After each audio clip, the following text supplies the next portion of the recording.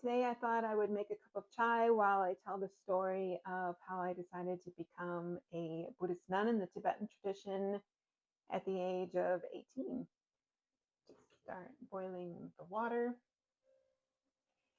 So, as I said in my previous video, I became interested in Buddhism when I was around 14 and spent my high school years attending a Buddhist center in the Shambhala tradition.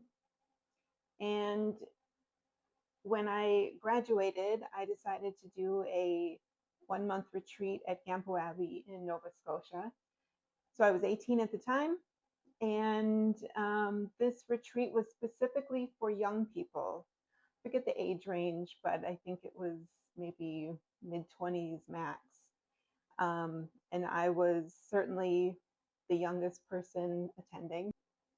My parents had counted on me going straight to college after high school, but I had no direction at that age and didn't know what I wanted to study, what kind of career I wanted.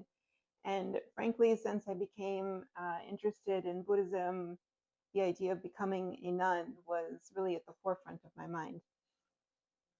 So I'm surprised looking back, I don't remember anyone in my family actually discouraging me from going.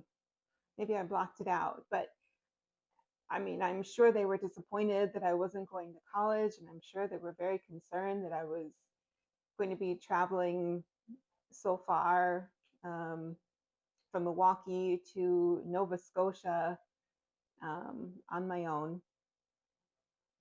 But nonetheless, it seemed like nobody was really standing in my way. I flew into Halifax, and I remember Robin Kornman, one of the teachers at the Milwaukee Shambhala Center, his ex-wife lived in Halifax, and he had arranged for me to stay with her the night that I arrived, because I would need one night in Halifax before taking the bus to Cape Breton Island. She was very lovely. I stayed with her one night, caught the bus the next morning, and I don't remember how long, but it was a pretty long bus ride to Cape Breton Island over the Canso Causeway. And this was my first time really being on my own or traveling on my own. I remember the bus dropped us off at a restaurant. Maybe it was called the Panhandler. I don't remember. And from there, someone from Campo Abbey picked us up. And then it was another lengthy drive up and around at least one or two mountains. And it was one of the most beautiful places I've still ever been in my life. You've got the mountain on one side that you're driving up, and then ocean on the other, and it was spectacular. And the water's boiling, so I'm going to add a spoonful of loose black tea. And cut a little slice of ginger. Put that in. And I'm going to let this boil for maybe 5 minutes. So arriving at Campo Abbey, I don't remember too clearly. It was a long, long time ago. I was 18 and I'm 45 now. So I just remember being so, so excited. I was in this beautiful place with other like-minded people. What could be better, especially at that age? It was just really exciting. There were some dorm-style rooms, and then there were some larger rooms that housed maybe like 2 beds, 3 beds. And I ended up in one of those and had a roommate. It was a great time. I remember the whole month retreat. It was so new, but also very intense. So it was a lot of meditation, and some teaching. And I'll be honest, looking back, I don't know that I was in it so much for the meditation. I didn't at that time feel like I needed something to help my mind. I was really only running from home at that age. Um, Not that there was anything wrong with home, but I was just itching for something bigger and new and fresh, just a new environment, I guess. So I was more enthralled with the new environment and the new people than actually doing the meditation that we were there for. That should have tipped me off that maybe I was too young. Maybe this wasn't going to be a long-term place for me, but I didn't catch on for a few years. Anyways, I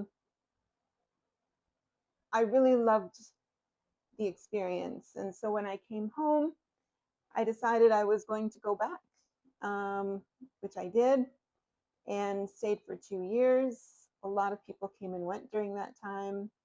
I requested, after about a year and a half, I would say, to take monastic vows, like permanent monastic vows. And I remember the monastic council got together, had a meeting without me, um, to address my formal request. And they told me, and I was probably, maybe at this time I was 20 when I made that request. They said, you know, you're too young. We feel you're too young. You don't have enough life experience. We'd like you to just leave for a while and then come back. Come back when you're ready. Take vows. We'd love to have you. I took it as a hard rejection. I was very sad. I'm going to add the milk now. Soy milk. Um,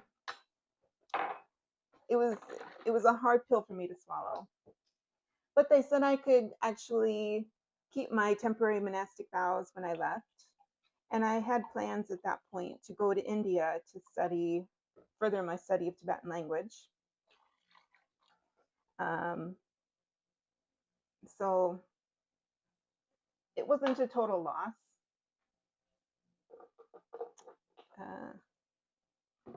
I'm going to add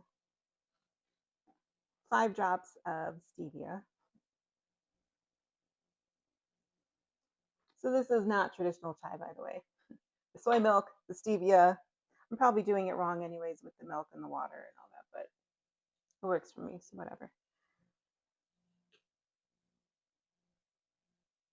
So I did go to India after a short stay back in Milwaukee to visit my family.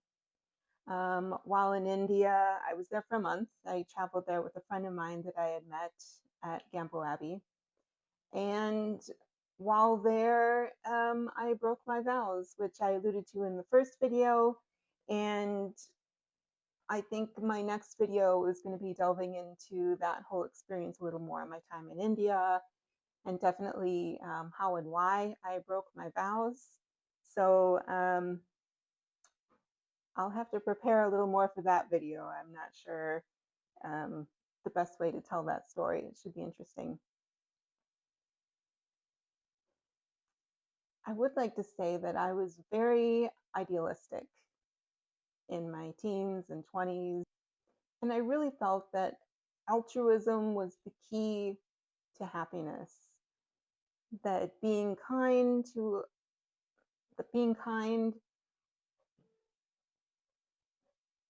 and compassionate was enough in general. I tended to ignore the other things in life that other people my age wanted. So I had never had a relationship before entering the monastery. I never dated, and I never thought about a career or going to college, at least not very seriously. I can see now that that made my life a little more difficult later. However, I wouldn't change it now looking back, because those experiences are still really valuable to me. And my outlook has certainly changed quite a bit. So I'll get into that in subsequent videos. But back to the chai. All I have left to do is strain it into my mug, and that's it. So we'll see what happens in the next video.